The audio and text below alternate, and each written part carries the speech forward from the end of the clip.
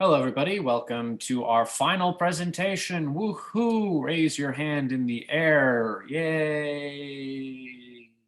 Woohoo! It's all over. Well, just not yet. Wait a few more minutes. Well, this is going to be our last presentation. This is going to cover kind of key concepts from Unit 9 of the College Board's expectations for AP World.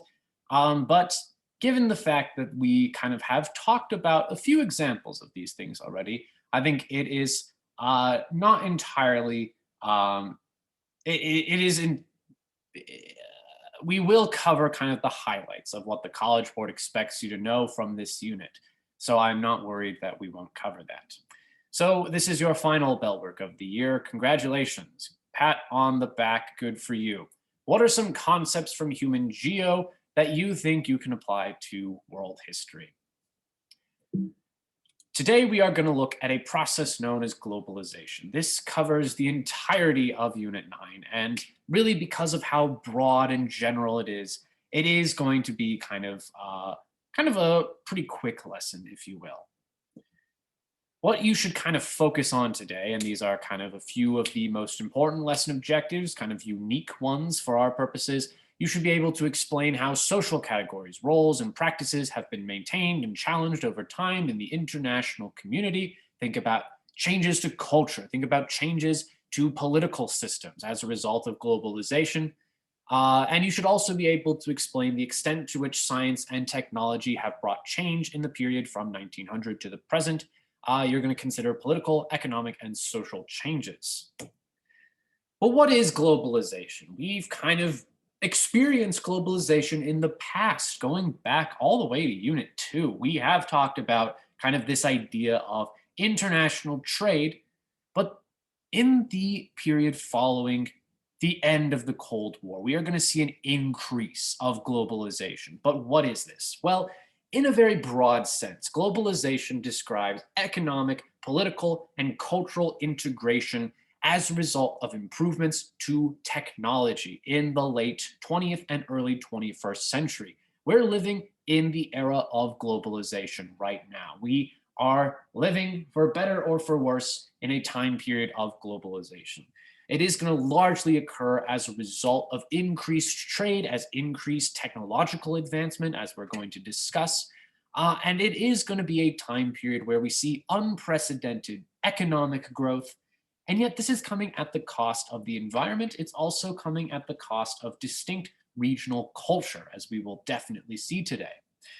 But globalization is going to generally describe a trend of all of this integration following the end of the Soviet Union, the end of the Cold War, but also as a result of market liberalization in China. China is one of the biggest international markets of the world, and it is going to be a major economic player even to this day, thanks to processes of globalization and of those domestic reforms that we've discussed about China in the past.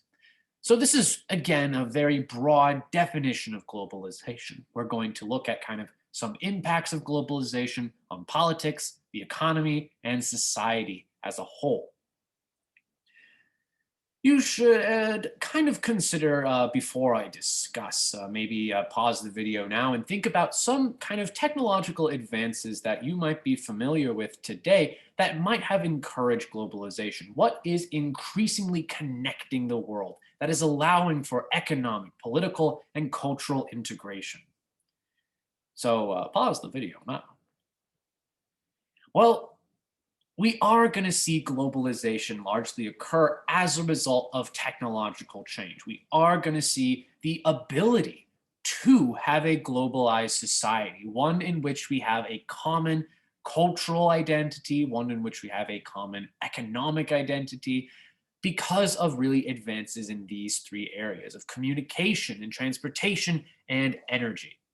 In terms of communication, we can allow for a mass cultural exchange. We have new developments as early as the beginning of the 20th century. We have radios.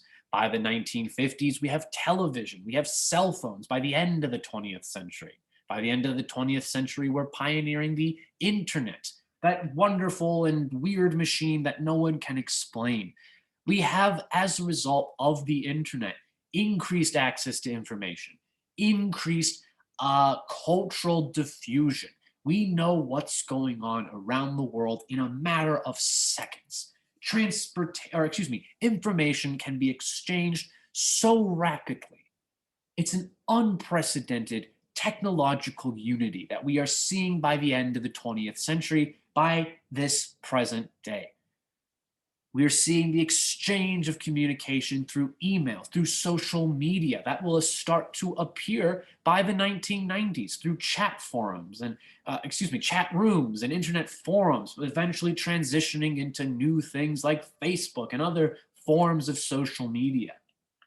And indeed, this kind of increased access to information, well, it's appropriately named the information age. We are living in an age of increased uh, of collection of data. We not only can access information in a matter of seconds, we can access it from throughout the world. We have essentially the Library of Alexandria in our pockets through our wonderful cell phones in the modern day example. So the information age is basically describing kind of these unprecedented technological advances leading to an easier shared access to information, to communication. On top of that, we can get around the world in a matter of hours. We have improvements to transportation. Consider this. When we had kind of the age of exploration, that took months to get from Europe to North America. Now you can get there in hours. You can get there in a day. That's how quick air travel has made all of this transportation. On top of this, this has the impact of creating a more cohesive trade unit around the world. We can ship things faster through new technologies, through improvements to air travel, through improvements to shipping, traditional shipping. We have shipping containers allowing for the preservation of food. Food can be readily exchanged around the world as a result to improvements to refrigeration. We're seeing improvements to technologies we've already discussed since Unit 6, since Unit 5, really. But we're also seeing improvements to energy as well. We have regular access to electricity, not just in the not just in the nations of Europe, not just in North America, but across the world. We have increased use of petroleum. We can generate electricity through coal and petroleum, but also through nuclear power. Of course, these lead to negative downsides in terms of the environment, but we will discuss this later on. We have all of these technological changes leading to improved communication, leading to improved transportation, leading to improved technological and economic production. And we are seeing the increased standards of living as a result of readier access to electricity. During this time of globalization, we are going to see increase of economic development. We are going to see industrialization become a trend in places where it previously wasn't. We will start to see economic development in places like Africa in terms of industrialization, in Africa, in Latin America, in Asia especially. Largely, we are seeing the encouragement of free markets thanks to kind of varying figures around the world, of varying political ideologies, of varying degrees of authoritarianism.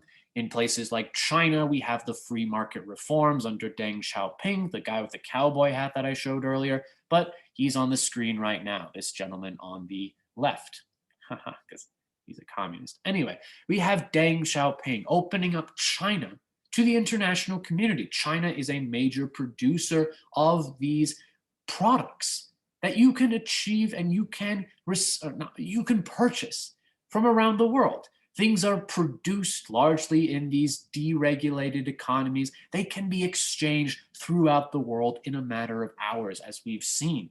We have the free market reforms of Margaret Thatcher and Ronald Reagan in the United States and the United Kingdom, respectively. But even in terms of kind of more authoritarian figures, much like Deng, we also have the, ironically enough, the encouragement of free market transnational or multinational corporations through pro-capitalist figures like Augusto Pinochet in Chile. Remember, he was that pro-capitalist individual that was put up by the United States in the 1970s. So we have governments that are supporting this economic development on an international scale. We have governments subsidizing or providing funding for cheaper agricultural production. The United States, for example, we are heavily subsidizing the soybean market. That's going to have an impact of greatly improving agricultural production in the United States. We're selling that in the international community to ready buyers in places around the world. And largely, we are seeing the rise of multinational companies, things that you recognize today, these corporations that have emerged to engage in business on an international scale. Not only in kind of the traditional shipping sort of ideas, we see this outsourcing of labor going towards the formerly non-industrialized world, the developing nations of the world, like Nike and these other companies that use sweatshop labor. But we're also seeing the creation of social media empires. We are seeing the rise of Facebook, who can conduct business across international lines. And the reason why they can do business, we're seeing the lowering of tariffs. We're seeing the encouragement of free trade between countries, no tariffs. We have reduced taxes on imported goods. That's what a tariff is.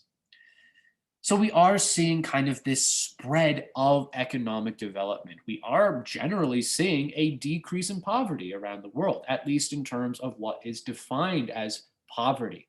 In general, we are seeing more and more people living above the poverty line. And the international poverty line, as defined by organizations like the World Trade Organization, is $1 a day. And truly, we are seeing more and more people living up to that standard. We are seeing decreased poverty around the world as a result of globalization. And yet there are problems with all of this. We have the issue of kind of outsourcing. We have this issue of of nations like the United States. It's increasingly cheaper to have factories in other parts of around the world, places with less labor regulations, places where sweatshops can be a thing. So we are seeing the outsourcing of jobs away from the United States, for example, towards nations around the world in places like East Asia, in the sweatshops of places like China and Hong Kong and Taiwan. On top of this, we have increased pollution because of the spread of this hyper-consumerist economy. We can buy stuff so readily and so easily that this is increasing pollution. It is increasing because of increased demand. We have increased production, which is increasing pollution around the world. And we'll discuss the environmental impact later on.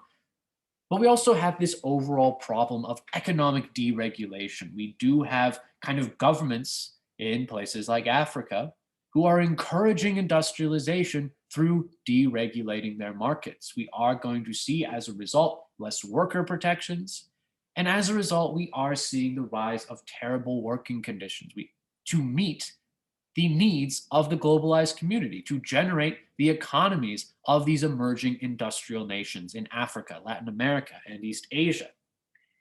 Yet we also have this kind of concern of neo-colonialism. We do have the kind of dependency to be included in the international market by providing very cheap standards of labor to encourage industrial output. So we are seeing kind of this dominance of industrialized nations like the United States, like Western Europe, over developing economies in places like Africa. We still have this kind of form of economic imperialism. Even though it might not be explicit anymore, we still have the presence of these multinational corporations that are benefiting from deregulated markets in Africa and Asia and Latin America. We're also seeing changes across the economies around the world. I mentioned that these formerly third world nations, these formerly non-aligned nations, they're increasingly industrializing during this time. we are seeing in the industrial world kind of this deindustrialization process. We are going to see the transition away from industrial economies towards kind of areas that are more focused on the service economy. We see increased kind of consumer culture. We see more service economies in the nations of places like the United States, places like Great Britain, places like many European nations. So instead of industrial jobs, largely we are seeing this transition towards service economy jobs, fast food, service industries like hotels. We are also seeing quote unquote knowledge economies, people more focused on what we call human capital, of stock market investment. We are seeing, oh, there's a squirrel.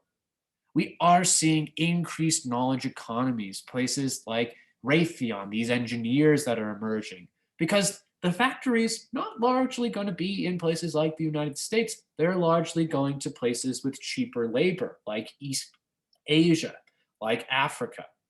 So we are kind of seeing deindustrialization. We are seeing the kind of rough transition between industrial employment and non-industrial employment in places like the United States, leading to increased poverty in places like like the so-called Rust Belt, in places like Detroit, which formerly had major ties to, say, the automobile industry.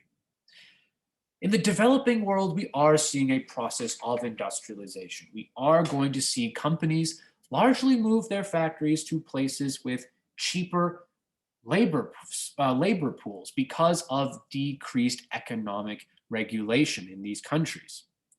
And yet, largely, this is going to have a huge drawback. We do have high instances of poverty in these nations, companies paying starvation wages as a result of economic deregulation. We have increased pollution to meet the needs of the Western world, the industrial demands of the Western world. We have a hyper consumerist culture who needs to get stuff from factories.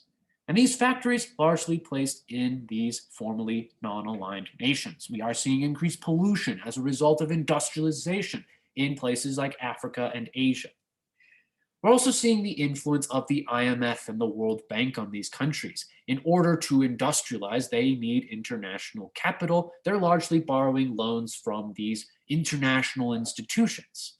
But these international institutions have kind of a lot of strings attached to these loans. You have to have a certain degree of economic policies. You have to have some deregulation. You can't have nationalization, for instance. So there are a lot of strings attached to these IMF loans. This is a kind of example of neocolonialism, of how countries have economic hegemony, how they have significant influence in the economies around the world of places like Africa and Asia.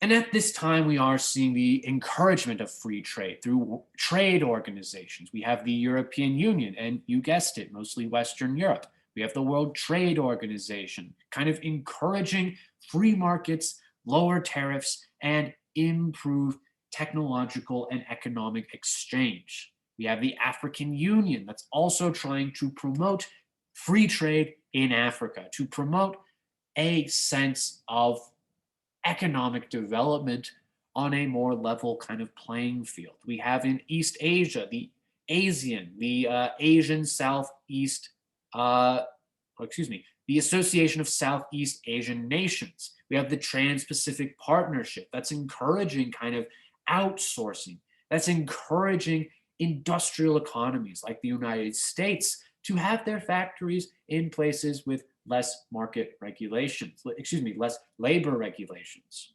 We also have NAFTA and Mercosur in the Americas, between the United States, Canada, and Mexico in the case of NAFTA, and between the nations of South America in the case of the Mercosur. And yet there are drawbacks to these trade organizations. We are going to see kind of this concern that by reducing these tariffs, by encouraging free market principles, this is reducing the sovereignty, the independence of nations. They are increasingly kind of subject to the whims of the international community and not in the best interest of their nation. we are seeing the rise of more nationalism as a result of this concern about sovereignty. We're seeing outsourcing, the reduction of jobs in formerly industrialized nations like the United States. Where are the factory jobs going? They're going to places like China. And yet we are also seeing as a result of unregulated labor practices, we are seeing labor exploitation in places across the formerly colonized world. In terms of politics, we are also seeing globalization as well. The general move by the end of the Cold War is a transition towards a liberal style democracy. There are still some planned economies. We do have North Korea, we have Cuba and Vietnam, and to a degree, Venezuela. But in general, even countries that had strong nationalization programs, those are largely going away. We are seeing countries generally moving towards free market capitalism and towards liberal democracy. The United Nations is supporting all of this trend. We have increasingly the sovereignty of nations being declared. We have decolonization, as we've discussed. This is largely supported morally through the Declaration of Human Rights. And yet, as a part to motivate this move towards democracy, we do have this idea of regime change, that we as a nation can force democracy on another country. During the Cold War, we definitely saw this. We saw this through CIA intervention. We saw this through regime change that was conducted through proxy wars. And yet, largely, the Cold War has shifted our notion of what is a repressive system. What is a repressive government? And we're largely seeing that through this reorganization of alignments around the world. We have the so-called New World Order, to quote Reagan's Vice President George H.W. Bush. So we have this increased idea of democracy around the world. And yet the major threat to democracy, as noted by a lot of Western countries, is going to be this war on terror, this war on terrorism that is popping up around places in the Middle East, of terrorism, of acts of terror that are done in the United States with 9/11, for example, of terrorism that's done in France, a more modern day example. And to justify regime change, it's in this atmosphere. It's in this atmosphere of the war on terror. We have the Iraq War, where the United States invaded Iraq to institute regime change against the brutal dictatorship of Saddam Hussein. And yet, of course, this is increasing political instability in the region. We have wars that are increasing political instability, especially in the formerly third world, in places like Africa and Middle East, in East Asia. As a part of this globalized community, as a result of a globalized economy, we are seeing the emergence of a global culture. We are seeing increased cultural diffusion. And yet, much like how we are seeing accusations of economic imperialism, of neocolonialism, we're also seeing this notion of cultural imperialism. If capitalism is a quote unquote cultural value of Western nations, and we are seeing increased capitalism around the world, it's seeming like we are seeing this promotion of American culture. If America is the major industrial power of the world, it seems like we're having this diffusion of solely American culture. If America is the dominant capitalist nation, if America is the cultural producer of the world through things like Hollywood, through our music industry, and this is being distributed around the world, it seems like we are seeing the reduction of individualism, of cultural individualism around the world in favor of Western culture. And we call this process Coca-colonization, this accusation that America is promoting its values through its economic supremacy around the world. And we see that in this political cartoon right here. The spread of capitalism around the world, the spread of free markets, This is largely going to be in favor of the United States. The United States is selling its culture around the world as expressed through its economic system. There's a McDonald's in Red Square. There's a Pizza Hut in Red Square. Thanks, Gorbachev. We are seeing American economic systems diffusing American culture. And yet, in reaction to this Americanization, we are seeing people saying, we need to go back. We need to go back to tradition. When we didn't have this globalized economy, we are seeing the rise of fundamentalism. Largely, we are seeing this in places like the Islamic world, largely to resist American cultural values. We are seeing this movement towards fundamentalism, towards traditionalism. But we're not just seeing that in the Middle East. We're seeing this in Eastern European countries. People are gravitating towards religious nationalism. In Russia, for example, we have the increasing rise of the Eastern Orthodox Church. Largely, we have a more fundamentalist nation, one that is more traditional, to resist modernization, what is associated with the United States. And yet, even though the United States and other Western countries, they are kind of exporting their cultures around the world, people have ready access to the cultures of other nations. We are going to see kind of not just cultural diffusion of the United States to other countries around the world, but we're also going to see the availability and access to cultures of other places. People can enjoy, for instance, as a result of kind of migration, and we'll talk about that later, we can get Indian food, for example. We can get Chinese food at our doorsteps, literally in the case of kind of fast food delivery. So we are seeing kind of this spread of culture as a result of increased communication, as a result of population shifts. So culture is spreading in kind of both directions. That's what we mean by a dual spread of culture. And kind of in line with this idea of the spread of culture, we are seeing migration patterns. We are going to see, as a result of regime change, as a result of economic instability, of poverty, we are seeing increased migration around the world. We are going to see refugees fleeing places of violence, especially the Middle East, places of instability, like in Latin America during the Cold War. Where are they going? Well, they're going to the former colonizing powers. Largely, we are seeing Latin American shift towards the United States, increase, for instance, Mexican immigration to the United States. We're seeing Middle Eastern refugees fleeing the kind of violence of the War of Terror, going to places like Germany, for example. Germany has a larger refugee population during the 21st century. This is leading to, well, further cultural diffusion. But largely, we see this trend in societies that formerly had colonies. We are going to see what we call post-colonial migration. We are going to see people kind of, for instance, let's use Pakistan as an example. Pakistan was colonized by the United Kingdom, from Great Britain.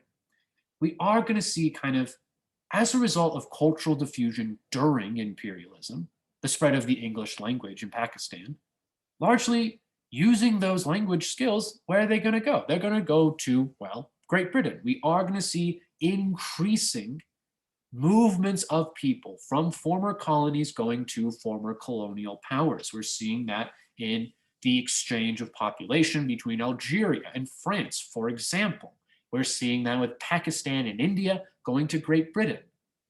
So we are seeing post-colonial migration during this time. We're seeing not only this international migration shift, but we're seeing internal shifts as well. We have rural to urban migration. We are seeing increased urbanization in the international community, the building of megacities like Rio de Janeiro, like Mexico City, like Tokyo, like Shanghai.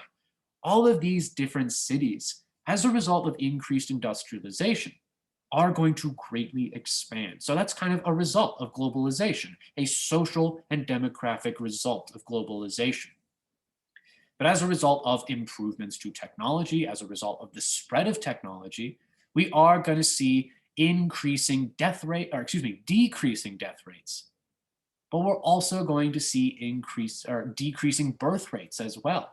We are going to see, as a result of the spread of contraceptives, of birth control, that this is going to lead to a general decline in what we call fertility rates in places like Europe, in places like the United States. This is kind of the impact of these rights, of these women rights, of these reproductive rights movements in places like the United States. Women have more access to things like birth control and contraceptives. There's more say in family building. And kind of the trend is going to be decreased family sizes. And this is going to be true in a lot of Western societies, but even in places like Africa, we are seeing decreased birth rates as a result of more ready access to things like birth control. And yet, in this atmosphere of a globalized society, politically, culturally, economically, we are seeing what we call a clash of values. We do have kind of this conflict, as I alluded to earlier, between what is seen as Western and modernized culture and traditionalism.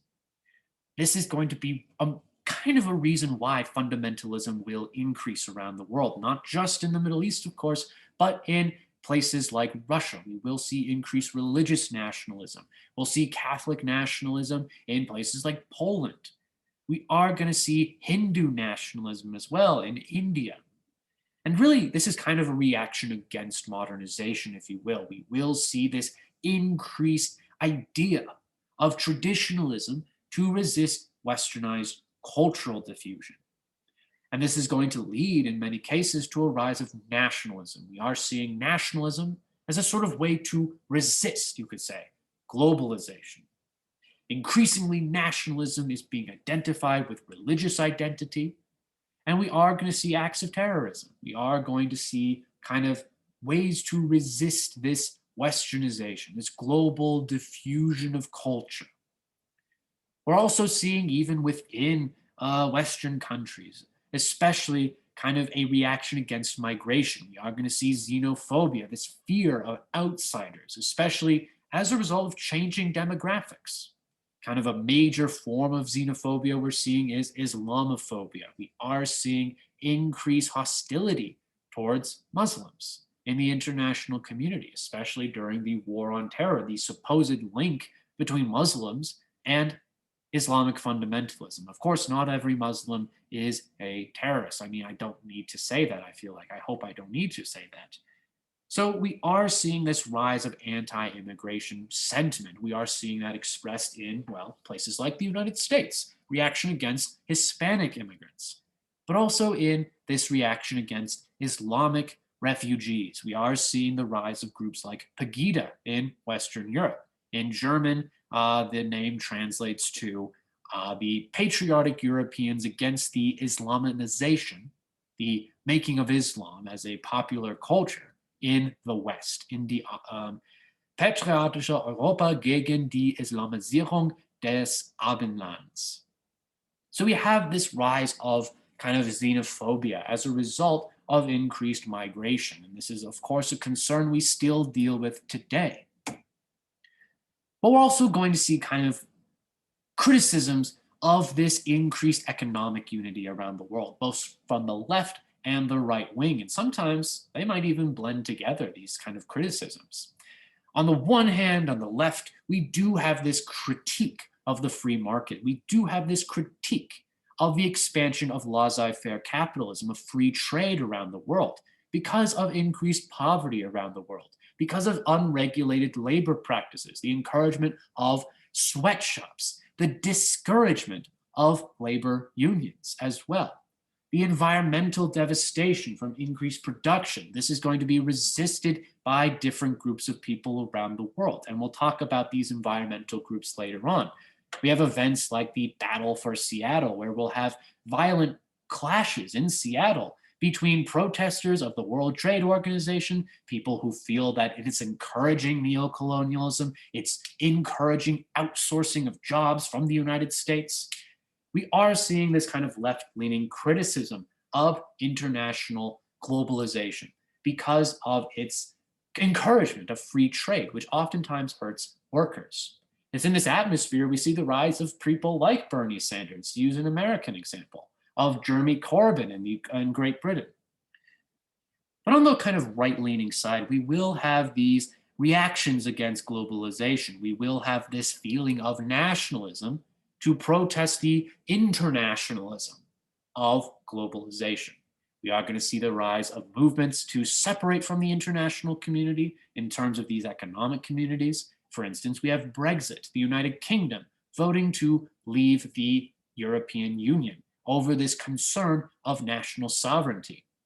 We also have the rise of figures like Donald Trump, to use an American example. And I'm not getting really political right here, because it is fair to say that his rise to power, his election in 2016, was largely kind of capitalizing on not just this kind of fear of national sovereignty, but also of these legitimate labor concerns. Outsourcing has negatively impacted the working class of the United States. We no longer have these high-paying labor union jobs in favor of the service economy, which largely is not unionized. So it's for this reason that a lot of states, to use in a modern example, of course, a lot of states that formerly had heavy industry, like Michigan, formerly had a major automobile industry, they tended to favor Donald Trump, who was opposed to these institutions that encourage outsourcing, like NAFTA, like the Trans-Pacific Partnership.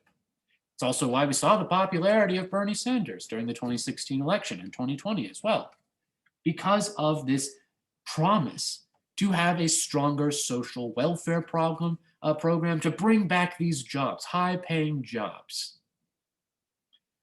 So what are some drawbacks of globalization, and what are some criticisms of globalization? To continue kind of this drawback of globalization, we have increased consumption around the world, leading to increased production. Increased production means increased industrialization, which again is coming at the expense of the natural environment. We need raw materials for the products we buy. Your phone, for example, made up of very precious metals. Where are they largely found? They're found in places like the Democratic Republic of the Congo. So we are going to see increased strip mining, for example. We are going to see also kind of political instability. We are seeing the exploitation of child labor, for example. And that's going back to the economic impact, but getting to us the environmental impact. With this atmosphere of constant production, we are seeing increased industrialization, which is leading to increased exploitation of raw materials. We are seeing increased deforestation. We need more food. We need more farmland. We have to get rid of the forest. We are seeing vast amounts of shifts in the environmental arena. For instance, in Brazil, we have an increasing market that demands meat. We need land for cows. We need grazing land. Where's a perfect place to get all that land? Well, let's cut down the Amazon. This is encouraging deforestation. Overproduction of agricultural products is encouraging desertification. We are draining groundwater supplies in places like Arizona. Well, we need cotton to make t-shirts. Increasingly, we are seeing overproduction, over extenuation, you could say, of natural resources. Urbanization, of course, is also leading to these trends of deforestation and desertification. We're also seeing the impact of the greenhouse effect. We have more cars. People are driving like crazy.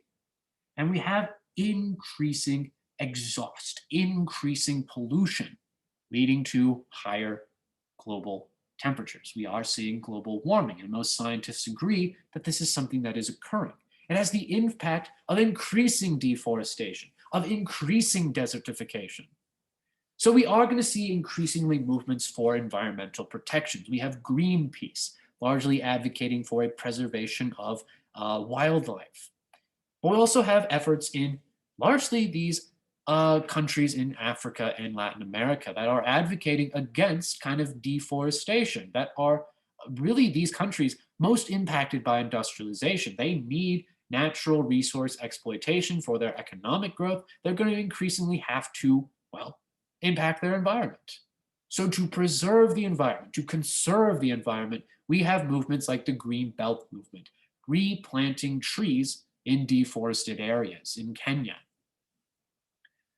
But as a result of increased trade, and very relevant example, unfortunately, in the year of our Lord, um, um, the year of our Lord, I know what year it is, but I'm trying to, anyway, I worked myself into corner. In 2020, or whatever year it is, 2022, we are going to see kind of as a result of increased global connection, as a result of increased trade and travel and transportation and tourism, we are going to see global epidemics increase. We are going to see things as early as the 1990s, like the SARS virus. This is the SARS epidemic. This is largely going to impact East Asia, but it's going to make its way around the world because we're a global society. We're moving around and around. It's like how the Black Death spread along the Silk Road, to use a historic example. There's a continuity right there.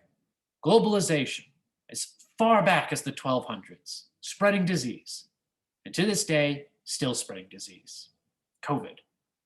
We also kind of have in developing nations these diseases of what we call diseases of poverty, things like malaria, tuberculosis, cholera, kind of the urbanization, rapid urbanization is being done much like we saw in the Industrial Revolution. We are seeing the expansion of diseases as a result of unregulated business practices. We are seeing diseases of poverty. But in places where we have longer life expectancies, we are seeing increased diseases associated with long life. We have heart disease as a major killer in the United States. We have Alzheimer's as a major kind of disease that's popping up among older people because people are living longer. They're more susceptible to diseases like Alzheimer's. And at the same time, I guess to kind of end on a happier note, we are seeing improvements for the prevention of the worst of these diseases. We have improvements to technologies related to surgeries. We have vaccines that are crossing our fingers, hopefully reducing the amount of the spread of epidemic diseases. We have antibiotics, we have penicillin. So even though we are seeing increased disease transmission, we are seeing efforts to combat that.